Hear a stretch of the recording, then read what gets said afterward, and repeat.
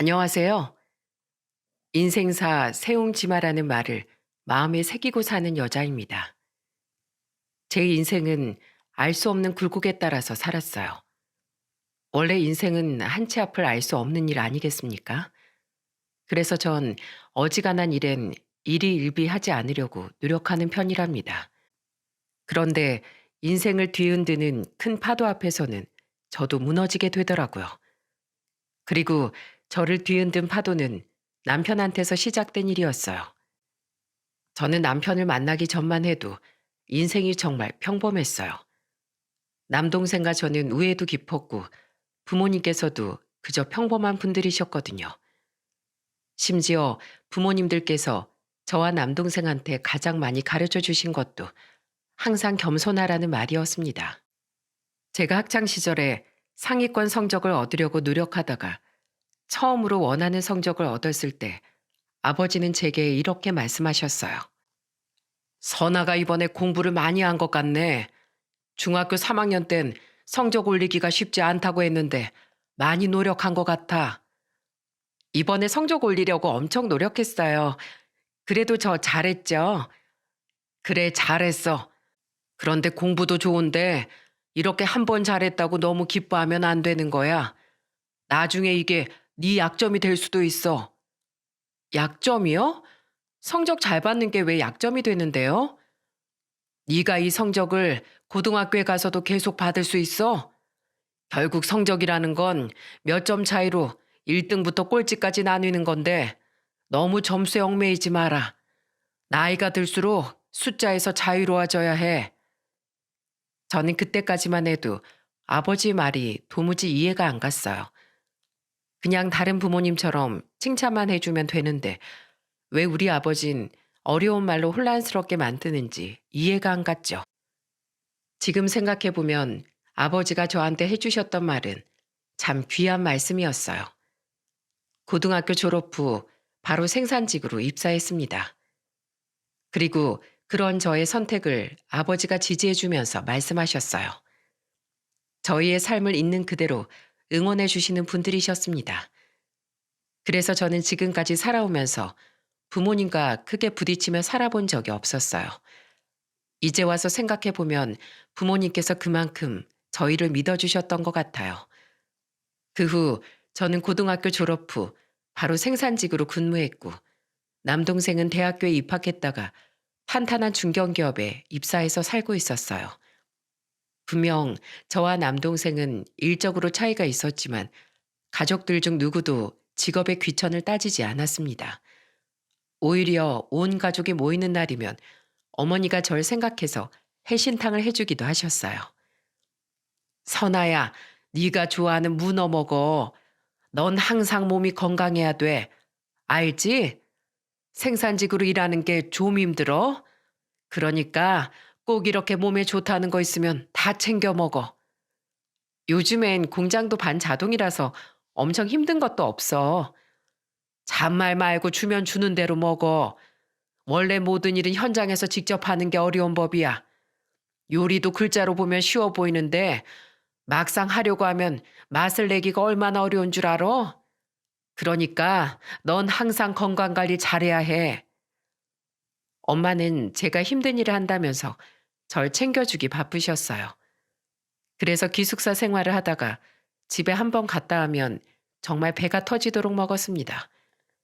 그렇게 저는 제 위치에서 성실하게 살고 있었어요. 그러다가 저는 친구의 소개로 남편을 만나게 됐던 거예요. 중소기업에 다니고 있던 남편은 듬직하고 배려심이 깊은 사람이었습니다. 처음 소개팅을 할 당시에 저는 남편한테 이런 질문을 했어요. 일하시는 건 잘 맞으세요? 저는 사무실 생활을 안 해봐서 어떤지 궁금하네요. 그래봐야 중소기업에 다니는 정도인데요, 뭘. 힘들 것도 없어요. 네? 일은 다 힘들죠. 안 힘든 일이 어딨어요. 제가 TV에서 본 적이 있는데 일이 붙는 일들은 다 힘든 일이래요. 그래도 5년 차 정도 됐으면 할 일이 많으실 것 같은데요. 그렇긴 하죠. 저도 대리 달고 나니까 뒤돌면 할 일이 있고 겨우 끝냈다 싶어도 또 일이 생겨요. 그것 봐요. 그게 다 성철 씨가 믿을만 하니까 회사에서도 믿고 맡겨주는 거잖아요. 회사가 바보도 아니고 일 못하는 직원한테 일을 맡기겠어요? 중소기업이잖아요. 작은 회사니까 아무래도 있는 사람 굴리려고 일을 주는 걸 거예요. 저는 자존감이 낮은 남편의 말이 마음에 걸렸어요. 사람이 중소기업이나 중견이나 대기업이나 어차피 다 먹고 살려고 다니는 일 아니겠습니까? 그런데 자기 직업에 대해선 한없이 작게 말하면서 뜬금없이 남편이 말을 돌리면서 말하는 겁니다. 선아 씨야말로 생산직으로 일하다 보면 기술이 생기지 않아요? 정말 대단하신 것 같아요. 저도 생산직 입사하고 싶었는데 애매하게 중소기업이나 다니고 있어요. 애초에 대학교도 안 가고 싶었는데 어머니가 대학교 가야 한다고 엄청 뭐라 하셨거든요. 정말요? 대학교는 선택인데 억지로 간다고 공부가 돼요? 학교 생활은 그래서 재밌으셨어요? 그래도 학교 생활이니까 열심히 하긴 했어요. 근데 아무래도 가고 싶어서 간 학교가 아니다 보니까 억지로 했었죠. 배운 게 많긴 한데 아쉬운 점이 많아요. 전 나중에 자식이 생기면 알아서 선택하고 자유롭게 살게 해주고 싶어요. 와, 저도요. 전 부모님께서 제가 하고 싶은 길로 가게 그냥 두셨거든요. 그래서 저는 다 제가 선택한 것들이라 후회하는 것도 제 몫이에요. 내가 하겠다고 나서서 이러고 사는 건데 누굴 탓하겠어요? 근데 또 이렇게 살아보니까 저희 부모님이 참 현명하셨던 것 같아요. 그래서 저도 자식이 생기면 부모님처럼 적당한 거리를 두고 키우려고요. 자식이랑 적당한 거리를 둔다는 말이 너무 좋은 말인 것 같네요. 선아 씨가 이렇게 밝고 긍정적인 이유는 다 부모님 영향인 것 같아요. 맞아요. 전 저희 부모님께 정말 감사해요. 너무 부럽네요. 이렇게 얘기를 해보니까 제가 선아 씨한테 배울 게 참 많은 것 같아요. 남편이 저한테 배울 게 많다는 말에 조금 놀랐습니다. 솔직히 객관적으로 놓고 보면 대학교까지 졸업한 남편이 저한테 뭘 배울 게 있겠습니까? 하지만 남편이 말한 배울 점은 지식이 아니라 삶의 지혜 같은 것들이라는 걸 뒤늦게 알게 됐어요. 남편은 저와 대화를 나누는 게 즐겁다면서 여러 번 약속을 잡았습니다. 저도 그런 남편과 대화를 나누는 게 즐거워서 자주 만나는 사이가 됐던 거예요. 그러다가 자연스럽게 연인으로 발전하게 됐고 30 초중반에 만난 저희는 결혼 준비까지 하게 됐습니다. 그때 저는 남편과 처음으로 시댁에 인사 갔다가 저희 집과는 완전히 다른 모습에 크게 당황했어요. 남편은 집안 장남이었고 시동생이 2명 있었습니다. 시댁에 남자만 3명이다 보니 집안 분위기가 괜히 군대 같은 느낌이었어요. 그런데 의외로 시부가 엄청 인자한 목소리로 저한테 친근하게 말씀해 주셨어요. 우리 성철이가 30 중반이 되도록 결혼 얘기를 꺼내본 적이 없는데 이렇게 임잘 만나서 결혼하게 될 줄은 몰랐네. 회사 다닌다고 했나? 네, 아버님. 저는 생산직으로 일하고 있어요. 목소리 한번 씩씩해서 마음에 쏙 드는구만. 사람이 항상 패기가 있어야 돼. 제가 시부와 웃으면서 말하자 갑자기 옆에서 지켜보던 시모가 비아냥거리며 말했습니다. 고졸이면 패기라도 있어야지. 근데 그것도 심하면 그냥 객기 부리는 거 알지? 저는 시모의 말에 당황했어요. 그러자 시부가 시모를 막으면서 말했습니다. 당신 그게 무슨 소리야? 그러는 당신은 대학 졸업장이 있어? 가방끈 짧은 걸론 어디서 둘째 가라면 서러울 사람이 왜 이래 유치하게. 당신 누구 편이야? 그런 말을 여기서 뭐하러 해? 편이 어딨어 편이. 당신이야말로 유치하게 그런 말로 편 좀 가르지 마. 왜 그래 도대체? 난 내 자식들 다 대학교 졸업시켰잖아. 요즘 시대에 대학 졸업장 없는 사람이 어딨어? 당신 엊그제까지만 해도 우리 장남한테 뭐라고 했어? 지방대 나왔다고 무시했지? 당신한테 만족이라는 게 있기는 해? 적당히 좀 해. 당신 그러다 진짜 큰 코 다쳐. 자꾸 헛소리 할 거면 그냥 나가서 혼자 밥 먹고 들어와. 애들 혼사까지 참견해서 이래라 저래라 하면 나 정말 가만히 안 있을 거야. 시부가 화가 난 목소리로 말하자 시모는 그제야 더는 말을 안 하더군요. 그동안 시부도 많이 참아온 듯한 목소리로 말하는 걸 보니까 남편이 그동안 어떤 소리 들었을지 그려졌습니다. 그런데 시부는 시모와 완전히 반대되는 성격이었어요. 시모한테 단호하게 말했던 시부가 다시 다정한 목소리로 절 보며 말씀하셨어요. 난 대학 졸업장이 뭐가 대단한지 모르겠어. 있으면 써먹을 때가 있긴 하겠지만 그래도 인생 사는데 그렇게 중요한 것도 아니지 않나? 그럼요. 저도 이제껏 잘 살아왔는걸요. 사람들이 어떻게 다 같은 길로만 가겠어요? 이런저런 방법으로 각자 사는 거죠. 그래. 우리 예비 며느리가 아주 생각하는 게 의젓하구만. 자자, 어서 들어요. 아버님도 어서 드세요. 어머니께서 음식 솜씨가 너무 좋으세요. 젓가락이 어디로 먼저 가야 할지 모르겠어요. 어머님, 잘 먹겠습니다. 저는 퉁명스럽게 말한 시모였지만 그래도 처음엔 살갑게 대하려고 노력했어요.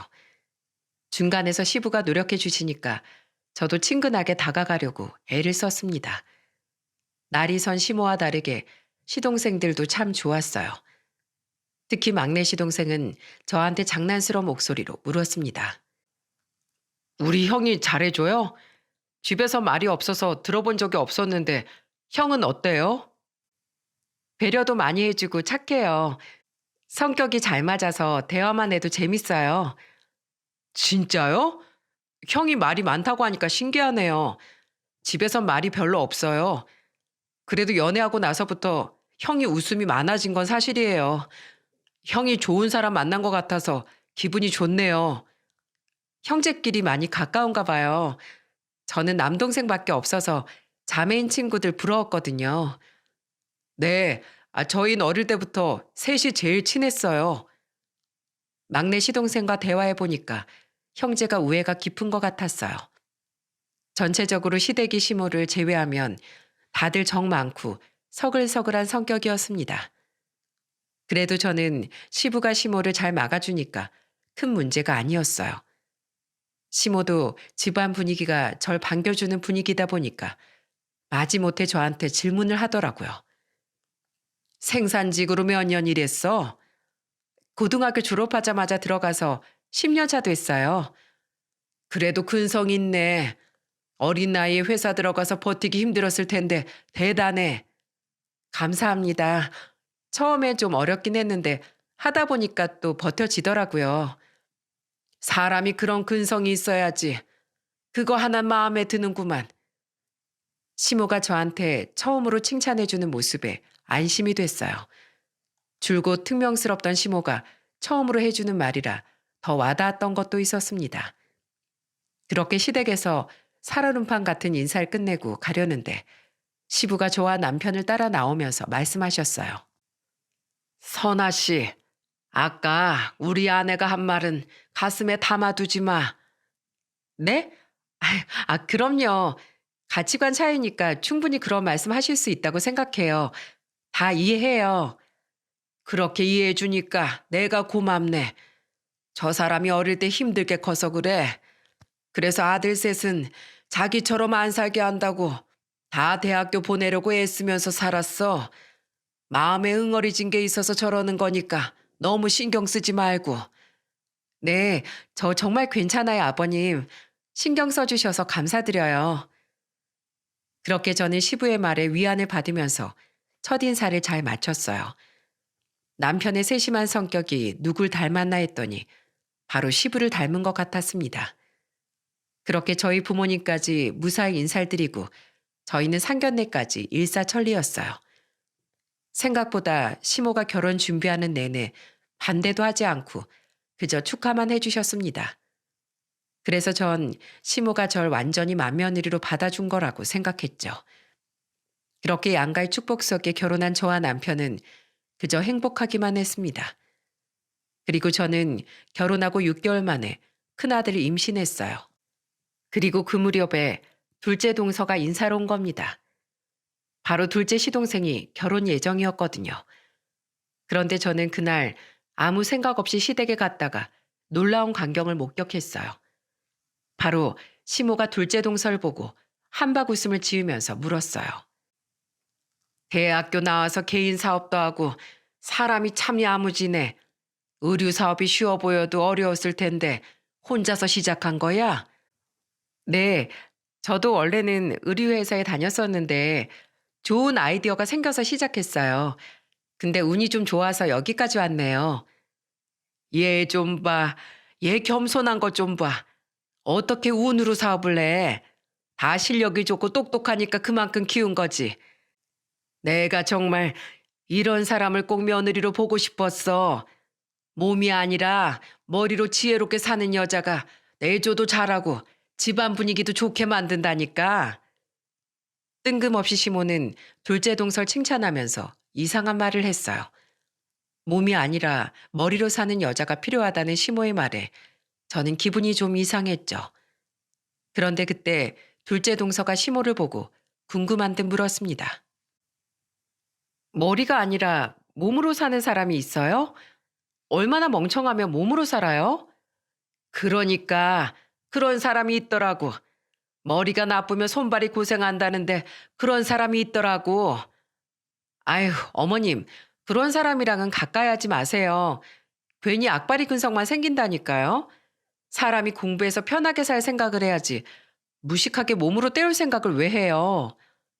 그렇지? 아유, 똑똑한 며느리 들어오니까 아주 말이 잘 통하네. 내 속이 다 뚫리는 것 같아. 앞으로도 답답한 일 있으시면 저한테 말씀하세요. 저도 어머님이랑 너무 잘 통해요. 둘째 동서는 시모랑 맞장구를 치며 말했어요. 대화가 꼭 저를 조롱하듯이 하는 말 같아 기분이 안 좋았습니다. 그러자 옆에 있던 둘째 시동생이 시모를 보며 단호하게 말했어요. 엄마, 자꾸 그런 말을 뭐하러 하세요? 그런 말 좀 하지 마세요. 왜? 난 내 입으로 맞는 말도 못해? 우리 집 식구들은 왜 대체 큰 며느리 감싸주느라 바쁜 거야? 불쌍한 애 돕는 거야? 엄마, 그게 무슨 말씀이세요? 자꾸 형제들 사이에서 그런 말 좀 하지 마세요.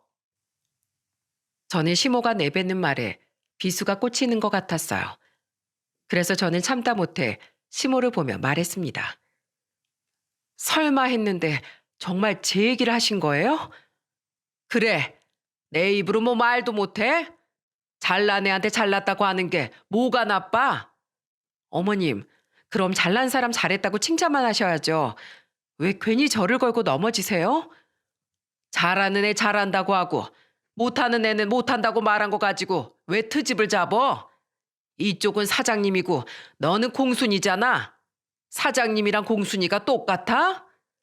공순이라뇨? 그동안 저를 그렇게 생각하신 거예요? 그래, 왜? 뭐가 잘못됐어? 저는 시모의 말에 얼굴이 다 화끈거렸어요.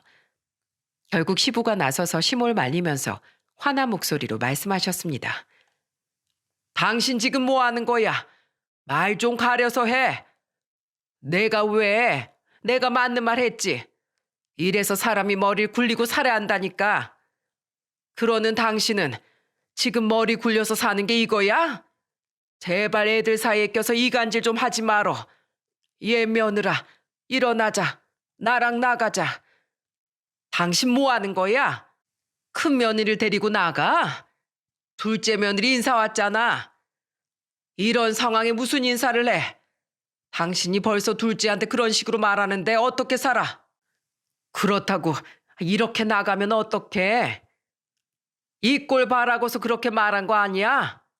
내가 몇 번이나 말했어. 애들 줄 좀 세우지 말라고 했지? 이제 며느리들까지 줄 세울 거야? 사람이 대체 몇 살까지 그렇게 살 거야? 아이고, 내가 잘못했어요, 여보. 진정해요. 내가 신이 나서 그랬어. 똑똑한 며느리 보고 신나서 그랬다고. 시부가 저를 데리고 나가려고 하자 시모는 시부를 잡고 사과했어요. 한바탕 소동이 시작되니까 둘째 동서도 시부를 보면서 말했습니다. 아버님, 진정하세요. 대화가 잘못 흐르긴 했지만 절대 무시하려는 게 아니었어요. 그러니까 진정하세요. 너도 그러는 거 아니다.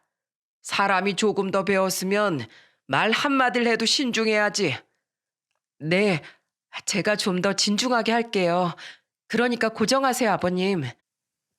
시부는 시모와 둘째 동서의 말에 다시 자리에 앉았습니다. 그러면서 시부가 가족들을 보면서 호통을 치며 말씀하셨어요.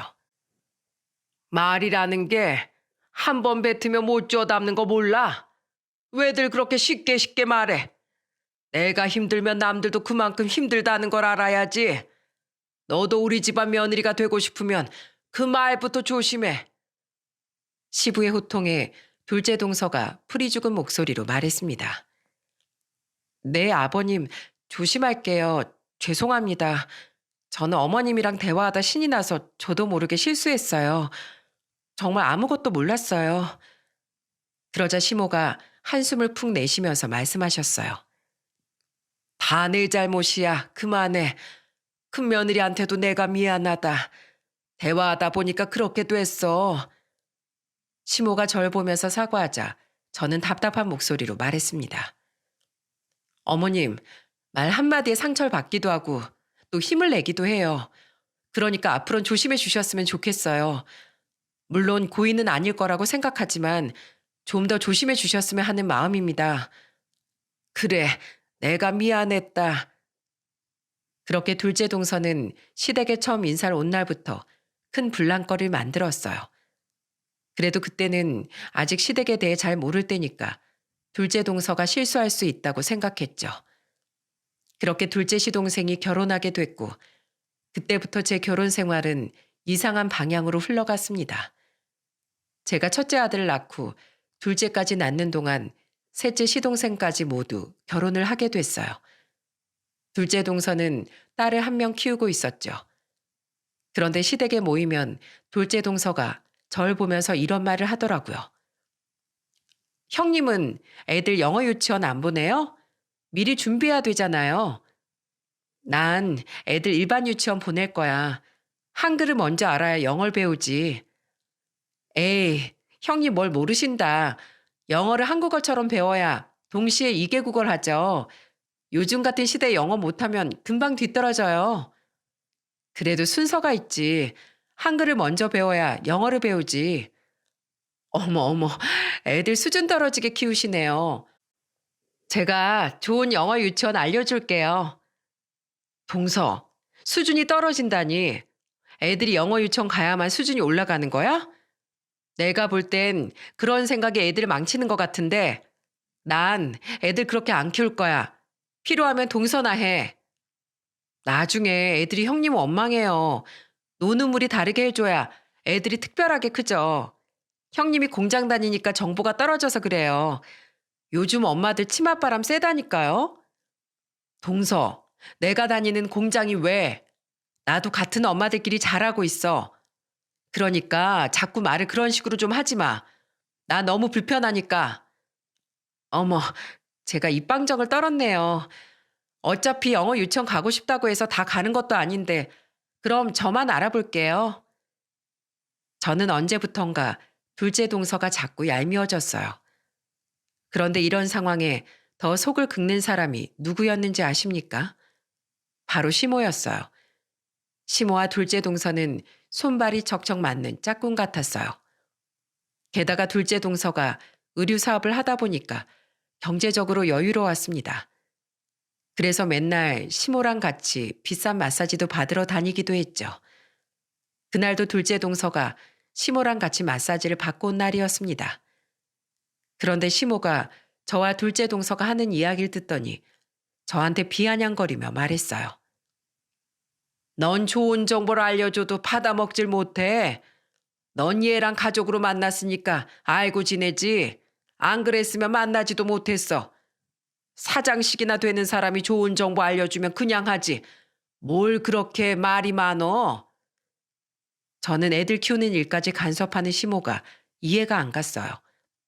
그래서 시모한테 단호하게 말했습니다. 어머님, 애들 문제는 제가 알아서 해요. 그러니까 그런 말씀 안 해주셨으면 좋겠어요. 그래, 됐어. 얘 둘째 며느라. 너 그런 얘긴 네 동서한테 해. 걔가 대기업 다녀서 너랑 말이 통할 거야. 시모는 정말 시부의 말처럼 며느리들마저 줄을 세우고 있던 거예요. 원래 집안에서 시모 혼자서 이것저것 따질 땐 별 힘이 없었지만 맞장구를 쳐주는 둘째 동서 때문에 힘들었어요. 그런데 그때 셋째 시동생 부부가 대기업 사내 부부였던 겁니다. 그래서 시모가 둘째 동서한테 그런 정보는 셋째 동서랑 하라고 한 거예요. 그래서 둘째 동서가 셋째 동서한테 가서 신이 난 목소리로 말했습니다. 동서, 임신 계획 중이라면서? 나 주변 사람들이 추천해주는 애들 영어 유치원이 있는데 다음 주에 설명회 한대. 같이 가볼래? 영어 유치원이요? 그걸 뭐하러 들어보러 가요? 왜 가냐니? 나중에 애 나오면 영어 유치원 안 보낼 거야? 난 우리 애 돌 지나고부터 준비 중인데도 접수하면 줄 서야 한대. 우리 딸 유치원 갈 때쯤에 맞춰서 보내려면 미리 해야 한다니까? 에이, 형님, 그거 너무 오버하시는 거 아니에요? 한글도 못 된 애들한테 무슨 영어예요. 순서가 있지. 앞으로 배워야 할 과목이 몇 갠데 영어 유치원으로 보내요. 아니, 영어는 미리 자연스럽게 배우면 좋으니까 그래서 미리 알려주는 거지. 저번에 뉴스 보니까 애들한테 조기 교육이 더 치명적이래요. 뭐든지 자연스럽게 배워야지 먼저 배운다고 잘 배우는 거 아니라고 하던데요. 그러니까 형님도 그냥 일반 유치원 알아보세요. 셋째 동서의 말에 저는 웃음이 새어나왔어요.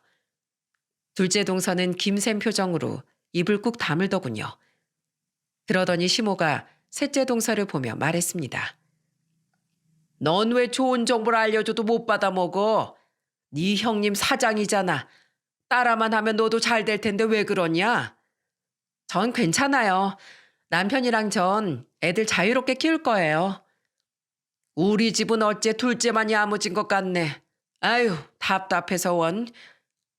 시모는 괜히 셋째 동서가 같이 호응을 안 해주니까 툴툴거렸어요. 정말 시댁에 다 같이 모이면 둘째 동서와 시모 때문에 언성이 높아질 때가 많았습니다. 그래도 여러 가족이 시모와 둘째 동서 말에 맞장구 치지 않으니까 금세 넘어갔어요. 하지만 시간이 흐를수록 둘째 동서와 시모 사이는 각별해져만 갔습니다. 그러던 어느 날 남편이 다니던 회사 경영학과로 해고가 된 거예요. 그때 남편은 비장한 각오라도 하듯이 말했습니다.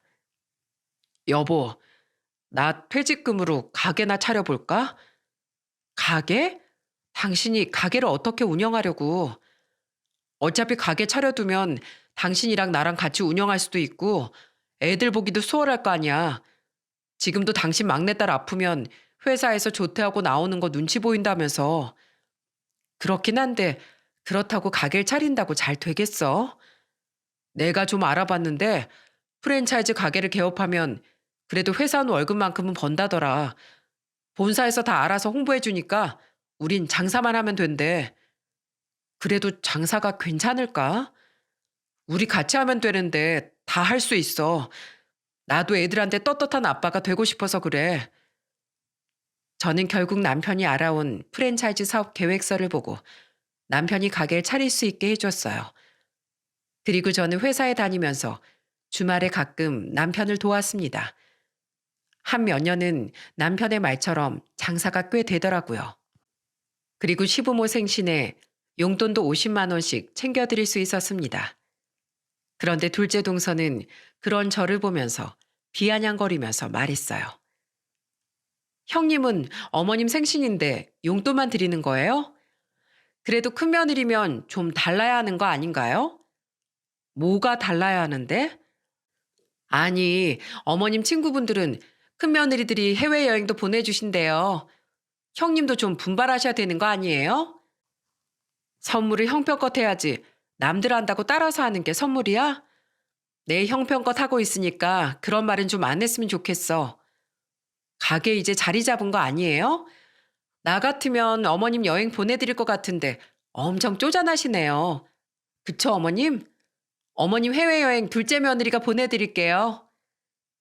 둘째 동서가 시모를 보면서 말하자 시모가 손뼉을 치며 말했습니다. 내가 정말 둘째 며느리 없었으면 어쩔 뻔했니? 어머님, 걱정 마세요. 제가 보내드리면 되죠. 그러니까 친구분들 만나서 해외여행 간다고 자랑하세요.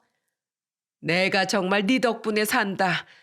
큰 며느리라는 것은 돈이 있어도 쓸 줄도 모르는데 내가 아주 네 덕분에 살아. 그러니까요. 돈이야 있다가도 없고 없다가도 생기는 건데 대체 왜 그러나 모르겠어요. 마음 넓은 네가 이해해라. 네 덕분에 해외여행을 몇 년 만에 가보게 생겼네. 얘 큰 며느라, 넌 뭐 느끼는 것도 없니? 시모는 아예 대놓고 저한테 느끼는 게 없냐면서 물었어요. 정말 어처구니가 없었지만 저는 침착하게 말했습니다. 형편 되는 사람이 하면 됐죠. 어머님, 오랜만에 잘 다녀오세요. 너처럼 뻔뻔하게 살면 아주 오래 살 것 같다. 넌 네 동서 반이라도 닮아봐. 정말 시모는 사사건건 둘째 동서랑 대놓고 비교를 했어요. 그러자 셋째 동서가 시모를 보며 말하더군요. 어머님, 잘 됐네요. 둘째 형님이 해외여행 보내드리면 저랑 큰형님이 드린 용돈 가지고 가시면 될 거 아니에요. 잘 됐네요. 그럼 일석이조네요. 둘째 형님이 역시 통이 커요. 너도 참 속 편하다. 아유, 내가 며느리는 둘째 며느리만 인정해. 시모가 이렇게 말할 정도로 둘째 동서는 시모한테 노골적으로 선물 공세를 했어요. 그런데 여러분, 얼마나 웃긴 일이 있었는지 아십니까? 바로 둘째 동서가 시모한테 눈썹 문신을 해준다고 직접 예약까지 해서 같이 갔던 적이 있었어요. 그런데 며칠 뒤 저는 남편과 애들을 데리고 시댁에 갔다가 기겁을 하고 말았습니다. 바로 시모의 눈썹이 정말 김이라도 붙여둔 것처럼 짱구 눈썹을 하고 있는 거예요. 그래서 저는 놀란 목소리로 시모를 보며 물었습니다. 어머님, 눈썹이 왜 그러세요? 매직으로 그리셨어요? 뭐? 매직? 야, 눈썹 문신 받고 온 거잖아. 안목이 그렇게 없어. 안목이 없는 게 아니라요. 어머님 지금 얼굴에서 눈썹밖에 안 보여요. 너무 심한데요? 넌 무슨 말을 그렇게 해? 한 번이라도 이런 거 해준 적 있어? 그런 눈썹이면 안 하는 게 낫겠어요. 됐어. 나도 얼마나 속상한 줄 알아? 시모는 내색은 안 해도 눈썹이 망해서 난감해 보였어요. 그런데 둘째 동서가 오니까 시모는 태세 전환을 하더니 호들갑을 떨면서 말하는 겁니다. 어머, 우리 둘째 며느리 왔네. 어머님, 저 왔어요. 눈썹 모양 너무 예쁘세요. 시간 지나면 점점 옅어진다고 하니까 조금만 기다려보세요. 출국하기 전에 완전 예쁠 거예요. 지금도 난 마음에 들어. 괜찮아. 그렇죠? 역시 어머님이 미적 감각이 있으시다니까요. 정말 시모는 둘째 동서 말이라면 반박조차도 안 했어요. 진짜 웃기지 않습니까? 그래도 시모는 둘째 동서 덕분에 괌으로 해외여행도 다녀오고 잘 지내고 있었어요. 그 후 시간이 흘러서 저와 남편은 불경기의 늪에 빠져 가게가 휘청이기 시작했습니다. 가게 매출이 뚝뚝 떨어지면서 애들 키우는 것도 빠듯할 지경이었어요. 심지어 가게 대출 이자에다가 생활비까지 저 혼자 버는 월급으로 내 식구가 생활하기엔 너무 빠듯했습니다. 그래도 남편은 이겨내보려고 애를 썼어요. 하지만 결국 불경기를 이겨낼 수 없었고 결국 저희 부부는 살던 집을 내놓을 수밖에 없었습니다. 그때 큰아들이 13살이었는데 가게 문을 닫고 이사갈 준비하는 걸 보고 물었어요. 엄마, 우리 집 망했어요? 아빠가 가게만 정리한 거야. 아직 안 망했어. 근데 우리가 이사 가는 집이 월세라서 앞으로는 좀 아껴 살아야 돼. 그럼 앞으로 치킨도 한 번만 먹어야겠네요. 아니야. 그래도 먹고 싶은 건 엄마가 사줄게. 엄마 힘내세요. 제가 항상 엄마 응원할게요. 그래, 고마워, 우리 아들. 이제 막 13살이 된 아들이 너무 든든하게 느껴졌어요. 남편이 가게도 망하고 월세방으로 옮기면서 일용직 아르바이트를 하러 다녔어요. 저는 그런 남편에게 힘을 북돋아주며 말했습니다. 여보, 힘내. 우리 아직 40대야. 그러니까 언제든지 다시 일어설 수 있어. 나 때문에 미안해. 당신 힘들게만 하고 미안해 정말. 아니야. 난 당신이 가족들 위해서 했던 일이니까 괜찮아. 그러니까 앞으로 우리 일어설 준비만 하자. 저는 남편이 다시 일어설 수 있게 아낌없이 응원했습니다. 그런데 저희가 형편이 어려워져도 변하지 않는 게 하나 있었습니다. 바로 시모였어요. 큰아들이 가게가 망했는데도 무슨 말을 했는지 아십니까? 돈 쥐고 베풀지도 않을 때부터 알아봤어. 그렇게 욕심을 부리니까 망하지. 어머님, 저희가 또 언제 욕심을 부려요? 저희 안 그래도 힘드니까 제발 그만 좀 하세요. 정말 시댁에 한번 갔다 하면 시모한테 별의별 소리를 다 들었어요. 그리고 그 옆에서 부채질하는 둘째 동서가 제일 얄미웠습니다. 그런데 몇 주 뒤 시모의 생신이 다가온 거예요. 어려운 시기에 시모 생신은 참 부담스러운 날이었네요. 그때 저는 남편한테 조심스럽게 말했습니다. 여보, 어머님 생신에 20만 원 정도 드려도 될까? 매년 50만 원 했는데 우리가 사정이 안 좋아졌잖아. 그래, 그렇게 하자. 아예 안 드릴 수는 없고 그 정도만 해도 이해하실 거야. 우리 마음이니까 잘 받아주셨으면 좋겠다. 저는 시모의 용돈을 챙기면서도 마음이 불편했어요. 그리고 떨리는 마음으로 시댁에 애들을 데리고 갔습니다. 그런데 그날 둘째 동서는 시모한테 줄 금목걸이의 용돈까지 가져왔더군요.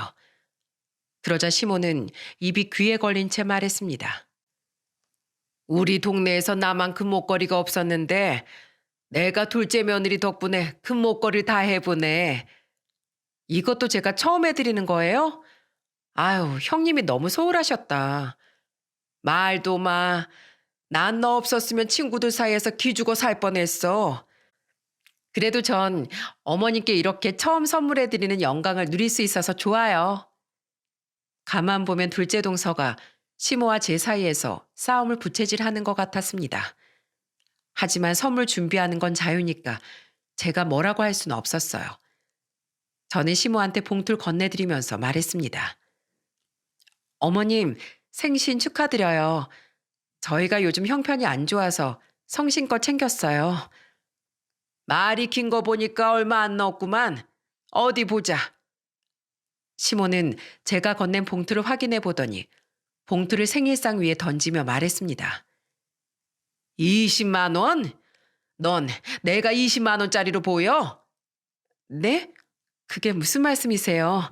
그동안 50만 원씩 드리다가 처음으로 20만 원 드린 거예요. 그러니까 넌 왜 갈수록 금액이 떨어지는 거냐고. 내가 너한테 고작 20만 원짜리냐? 말해봐 이거사. 넌 맏며느리가 돼가지고 이것밖에 못해? 시모가 잔뜩 화가 나서 봉투를 툭툭 치다가 급기야 저한테 미역국을 쏟아버리셨어요. 그러더니 악에 받친 목소리로 소리쳤습니다. 이런 싸구려 국도 다 치워버려. 어머님, 지금 뭐 하시는 거예요? 이딴 싸구려 국이나 끓여주려고 시집 왔냐? 네가 그러고도 맏며느리야? 저는 너무 화가 나기도 하고 억울해서 눈물이 맺혔습니다. 그런데 그 순간 옆에 있던 아들이 시모를 보고 소리쳤습니다. 할머니, 왜 우리 엄마한테 음식을 던져요? 선생님이 그렇게 음식 같은 거 던지는 거 아니랬어요. 뭐야? 어린 게 뭘 안다고 어른들 말하는데 끼어들어? 저 다 알아요. 할머니가 우리 엄마한테 함부로 하는 거 다 안다고요. 우리 엄마한테 함부로 하지 마세요. 제가 할머니한테 함부로 하면 좋겠어요? 제가 할머니 보고 배웠으면 좋겠냐고요. 제가 할머니처럼 해볼까요? 그러더니 아들이 방바닥에 떨어져 있는 미역을 들어서 시모한테 던져버렸어요. 그리고 그 미역은 시모 얼굴에 날아가서 붙어버린 겁니다. 예상 못한 행동에 시모가 놀라서 소리치며 말씀하셨어요. 이놈이 뭐하는 짓이야? 너 어른한테 이런 거 던지라고 배웠어? 할머니한테 배웠어요. 할머니가 맨날 엄마한테 화낸 것만 봤는데 손자가 뭘 배우겠어요? 그리고 그 20만 원 받기 싫으면 받지 마세요. 엄마가 월세 아껴서 할머니한테 용돈 드렸는데 이걸 무시하시면 어떡해요? 왜 사람 성의를 무시하세요? 이게 그래도 대드는 것 좀 봐. 내가 나중에 커서 할머니 나이 들고 약해졌다고 무시했으면 좋겠어요? 엄청 늙었을 텐데 손주한테 효도 받기 싫으세요? 나중에라도 효도 받기 싫으시면 지금부터 잘하세요. 뭐야? 야, 큰 며느리, 네가 시켰지? 얘한테 네가 시킨 거지? 저는 시모의 말에 기가 막혀서 소리쳤습니다. 시키긴 뭘 시켜요? 요즘 애들 이런 거 금방 배우는 거 모르세요? 제발 욕 좀 하지 마시고 분위기 흐트러뜨리지 마세요. 어머님 생신이라고 다 같이 가족들이 왔잖아요. 왜 이렇게 비교만 하세요? 그냥 그 마음을 봐주실 순 없으세요? 내가 언제 그랬어? 시모가 끝까지 악을 쓰면서 화를 내니까 남편이 소리쳤습니다. 제발 그만 좀 하세요. 정말 어디까지 보여주시려고 그러세요? 손주 보기 창피하지도 않으세요? 재수 씨도 그러는 거 아닙니다. 언제까지 그렇게 잘 살 줄 알아요? 사람 일 모르는 건데 제발 나대지 좀 마요.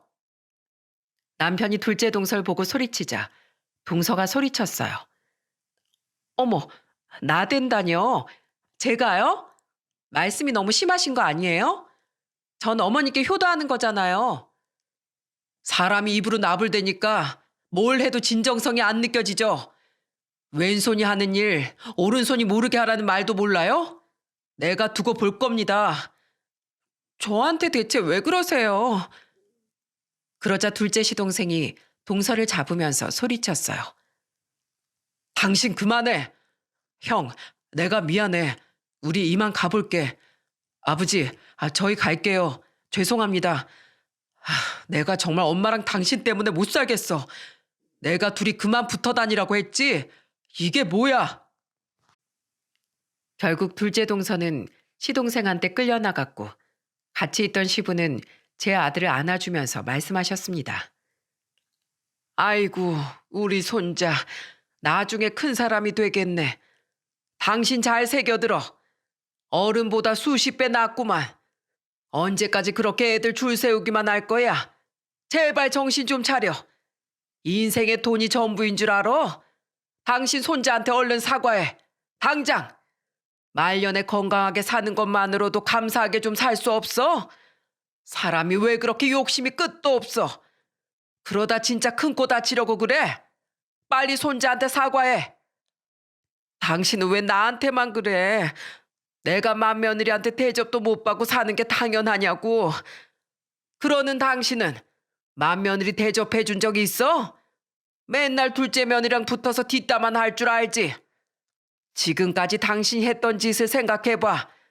가슴에 손을 얹고 생각해보라고. 결국 시부의 호통에 시모는 잠시 눈물을 닦더니 저희 아들을 보며 말씀하셨어요. 내가 미안하다 우리 손자. 그리고 며느리. 내가 어리석었어. 그런데 저는 시모의 사과에 그동안 참았던 울분이 터졌습니다. 그 한마디로 지난 세월이 다 보상될 거라고 생각하세요?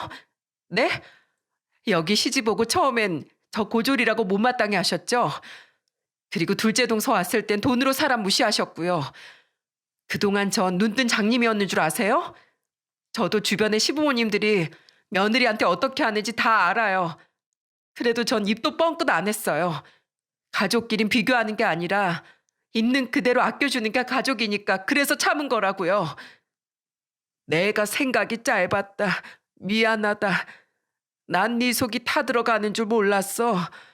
그냥 난 네가 며느리니까 그래서 그랬던 거야. 하지만 그 순간 남편이 벌떡 일어나서 시모한테 소리쳤습니다. 됐어요. 그만하세요. 엄마가 돈돈거리는 거 이제 정말 지긋지긋해요.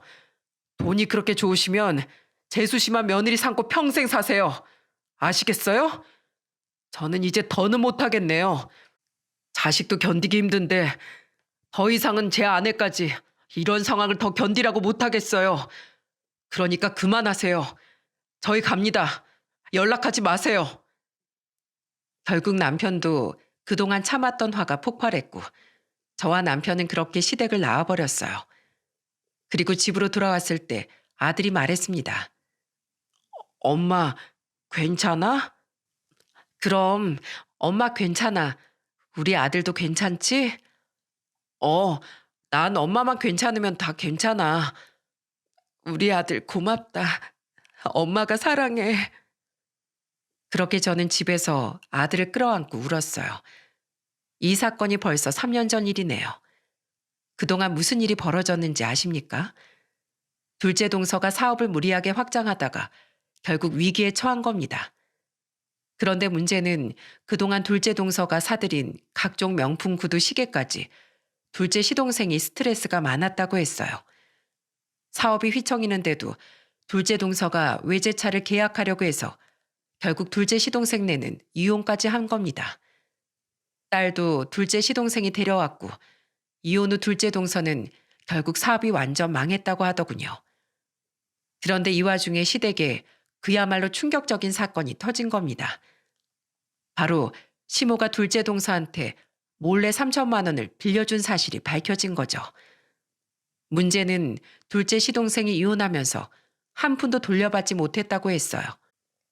그동안 시댁에는 남편만 왕래했는데 그날 남편이 시댁에 갔다가 시부가 시모한테 호통을 치면서 말씀하셨다고 했습니다. 그렇게 큰 돈을 왜 나한테 허락도 없이 빌려줘? 당신 미쳤어? 당신이 사업을 뭘 안다고 3천만 원이나 떡하니 빌려주냐고? 여보, 난 진짜 이자까지 쳐서 갚는다고 해서 그냥 둘째한테 빌려준 죄밖에 없어. 진짜야.